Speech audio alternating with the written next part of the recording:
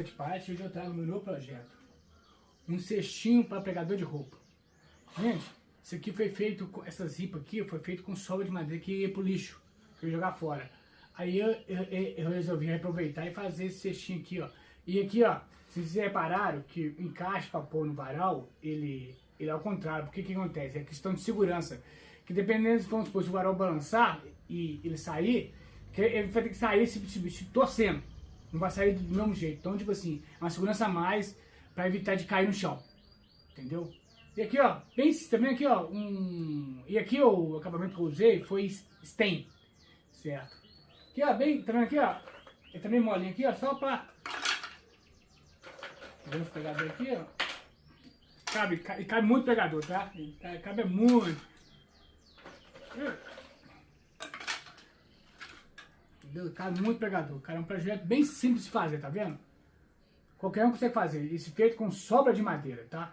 Um cestinho para pregador de roupa. Esse é o meu novo projeto. Tá, pessoal? E agora vamos falar do patrocínio do canal. O canal tem 2 patrocínios. O primeiro patrocínio é a Arte Metais BH, gente, aqui, ó.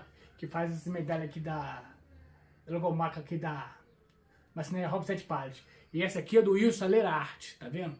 Cara, medalha muito bem feita, cara. Show de bola. O trabalho do rapaz lá é incrível. Eu vou deixar na descrição do vídeo o link do Instagram deles, que lá tem um contato para você entrar em contato com eles, para vocês comprar, entendeu? Então vou deixar para vocês lá, entendeu? O link da Arte Metais BH, que faz essas lindas medalhas, vale muito a pena adquirir, tá?